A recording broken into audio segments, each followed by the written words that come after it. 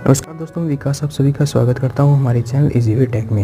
दोस्तों आज का हमारा टॉपिक है हाउस वायरिंग, कि हम घरों में हाउस वायरिंग कैसे कर सकते हैं। वैसे तो आपको हाउस वायरिंग के बारे में थोड़ा बहुत नॉलेज होगा, लेकिन आई एश्योर यू ये वीडियो देखने के बाद अगर आपके थोड़े मोटे डाउट्स हैं वो भी क्लियर हो जाएंगे। तो दोस्तों हाउस वायरिंग के लिए कुछ जनरल रूल्स हैं जो हमें ध्यान में होने चाहिए। जो ISI स्टैंडर्ड्स हैं उनके अकॉर्डिंग ये कुछ एक जनरल सा रूल फिक्स किया हुआ है फ्रेंड्स, कि किसी भी एक सर्किट के अंदर आप मैक्सिमम नंबर ऑफ लोड यानी कि मैक्सिमम नंबर ऑफ इक्विपमेंट जो है वो आप 10 ही कनेक्ट कर सकते हैं, और इसके साथ साथ उनकी जो टोटल रेटिंग है वो 800 वॉट से ज़्यादा नहीं होनी चाहिए। तो फ्रेंड्स ये इसको मैं एक बार फिर से बता देता हूँ कि किसी भी एक सिंगल सर्किट के अंदर मैक्सिमम नंबर ऑफ इक्विपमेंट आप 10 कनेक्ट कर सकते हैं, और उन 10 इक्विपमेंट्स की टोटल जो रेटिंग है वो 800 वॉट से ज़्यादा नहीं होनी चाहिए। लेकिन अगर हम 800 वॉट से ज़्यादा लोड यूज़ करते हैं तो उसके लिए हमें एक से ज़्यादा सर्किट्स जो हैं वो इस्तेमाल करने पड़ेंगे। तो फ्रेंड्स इसमें अगर हम इसको डिवाइड करें, स्टडी करें, तो ये 2 टाइप्स में हम इसको डिवाइड कर सकते हैं। सबसे पहला है हमारे पास टैपिंग ऑफ सप्लाई, और सेकंड है मेथड ऑफ वायरिंग। तो फ्रेंड्स यहाँ पर टैपिंग ऑफ सप्लाई क्या होता है? टैपिंग ऑफ सप्लाई होती है हमारी मेन डिस्ट्रीब्यूशन बोर्ड की वायरिंग उसकी, और मेथड्स ऑफ वायरिंग होता है एक पर्टिकुलर रूम के बोर्ड की वायरिंग होती है। तो फ्रेंड्स सबसे पहले चलते हैं टैपिंग ऑफ सप्लाई के बारे में। तो टैपिंग ऑफ सप्लाई को फर्दर हम 2 टाइप्स में डिवाइड कर सकते हैं, ट्री सिस्टम और डिस्ट्रीब्यूशन बोर्ड सिस्टम में। तो सबसे पहले हमारे पास आता है ट्री सिस्टम। तो देखिए फ्रेंड्स, जैसा कि इस डायग्राम को आप देख सकते हैं, ट्री सिस्टम में क्या होता है कि ये फेज और न्यूट्रल 2 वायर आई, ये हमने एक MCB लगाई और यहाँ से हमने एक फ्यूज़ दे दिया। तो देखिए टैपिंग ऑफ के अंदर क्या होता है कि सीरीज़ के अंदर हम सर्किट हैं वो देते हैं। जैसे इसमें मान लीजिए एक रूम को सप्लाई दी, तो यहाँ से अपने इस रूम के लिए चलेगी सप्लाई, फिर आगे सीरीज़ में फेज़ और न्यूट्रल दूसरे रूम के लिए चलेगी, और ये तीसरे रूम के लिए चला गया। ठीक है, तो 3 सर्किट जा रहे हैं फ्रेंड्स। देखिए एक सर्किट ये चला गया, दूसरा सर्किट ये वाला आ गया, और तीसरा सर्किट ये रहा, यानी तीनों सर्किट्स जो हैं वो सीरीज़ में कनेक्ट हैं। तो फ्रेंड्स ये इसमें क्या होता है कि जो सर्किट्स हैं उनका कनेक्शन सीरीज़ में है। तो फ्रेंड्स इसमें एक ड्रॉबैक ये होता है कि मान लीजिए यहाँ पर जैसा कि हम जानते हैं सीरीज़ के अंदर क्या होता है कि वोल्टेज डिवाइड हो जाता है। तो यहाँ पे क्या होता है, इस सिस्टम के अंदर वोल्टेज चेंजेस का जो टेंडेंसी है वो ज़्यादा होती है, वोल्टेज रेगुलेशन की टेंडेंसी ज़्यादा होती है, यानी कि जो लास्ट में जो सर्किट बचेगा उस सर्किट के अंदर वोल्टेज है वो ऑलरेडी कम आने की संभावना है वो इसमें ज़्यादा होती है। फ्रेंड्स इसकी एडवांटेज की अगर बात करें तो इसमें है वायर की लेंथ जो है वो कम लगती है, इस वजह से इनिशियल कॉस्ट जो है इस टाइप ऑफ वायरिंग की वो कम होती है with comparison to that distribution. तो दोस्तों अगली अगर हम टाइप की बात करते हैं तो है distribution board system. Distribution board system के अंदर क्या होता है फ्रेंड्स, इसमें देखिए कि जैसे फेज़ और न्यूट्रल आया, ये हमारे पास एक बोर्ड हम इस्तेमाल कर लेते हैं। इस बोर्ड में जैसे ये फेज़, तो ये तीनों पॉइंट हमारे पास फेज़ के हैं, ये तीनों पॉइंट हमारे पास, जैसे ये तीनों पॉइंट फेज़ हो गए, ये तीनों पॉइंट न्यूट्रल के हैं। तो यहाँ से क्या होता है कि जैसे अगर किसी एक सिंगल सर्किट को, यानी सारे जितने भी सर्किट होते हैं वो फ्रेंड्स पैरेलल में कनेक्ट होते हैं।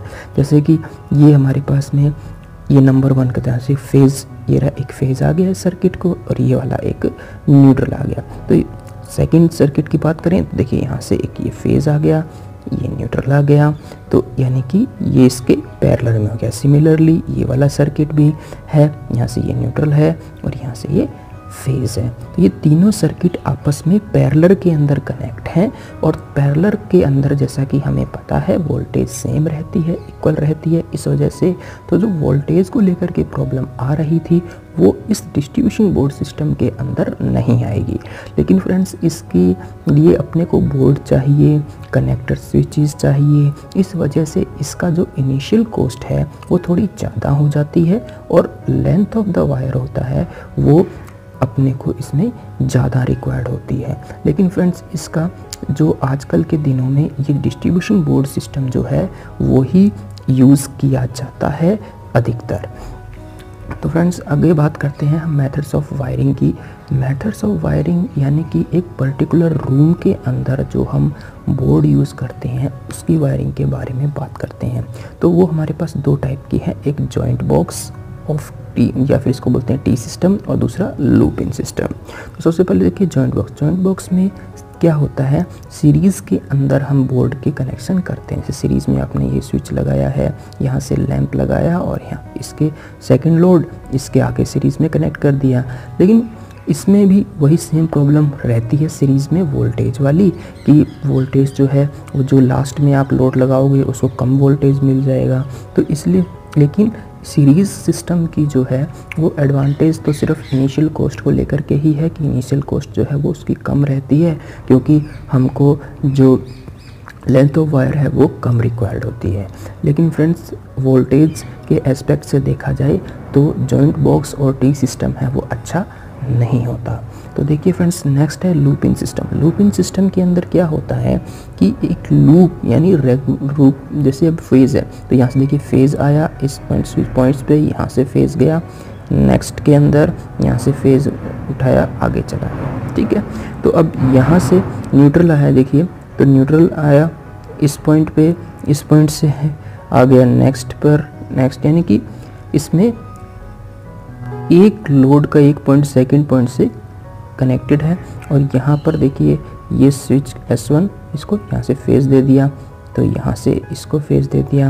अब यहाँ से ये स्विच ऑन होगा तो इसको न्यूट्रल और फेज़ दोनों मिल जाएंगे, ये लैंप 1 है ये ग्लो कर जाएगा। और सिमिलरली यहाँ पर जब ये स्विच S2 ऑन होगा तो इसको यहाँ से फेज़ मिल जाएगा और ये न्यूट्रल यहाँ से आ ही रहा है तो ये भी ग्लो कर जाएगा। तो इस तरीके से लूपिंग सिस्टम होता है फ्रेंड्स। और नाउअडेज़ आजकल के दिनों में लूपिंग सिस्टम ही सबसे ज़्यादा यूज़ में लिया जाता है फ्रेंड्स। तो इसकी वही है एडवांटेज कि जो ये सभी पैरेलल में है, इस वजह से जो वोल्टेज को लेकर के प्रॉब्लम आ रही थी वो प्रॉब्लम इसमें अब नहीं आती है, वोल्टेज इक्वल रहता है। उसके साथ साथ ये जो है, लेकिन इसकी अगर डिसएडवांटेज की बात करें तो क्योंकि ये लूपिंग सिस्टम है तो देखिए यहाँ पर लेंथ ऑफ द वायर है वो ज़्यादा यूज़ हो रही है, इस वजह से इनिशियल कॉस्ट जो है इस सिस्टम की वो ज़्यादा होती है। इसके साथ साथ इसके अंदर फॉल्ट को कंसीडर करना,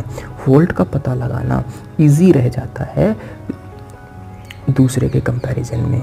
तो फ्रेंड्स आई होप आपको ये समझ आया होगा कि हम मेन डिस्ट्रीब्यूशन बोर्ड की कनेक्शंस और डिस्ट्रीब्यूशन बोर्ड के कनेक्शन किस प्रकार कर सकते हैं और उसमें क्या क्या प्रॉब्लम्स आ सकती है। तो फ्रेंड्स अगर आपको ये वीडियो अच्छा लगा हो तो प्लीज़ इसे लाइक कीजिए, शेयर कीजिए और हमारे चैनल को सब्सक्राइब करना मत भूलिएगा, क्योंकि हम आपके लिए ऐसे ही इंटरेस्टिंग टॉपिक्स पर वीडियोस लेकर के आते रहते हैं। तो मिलते हैं नेक्स्ट वीडियोज़ में, तब तक के लिए thank you and bye bye.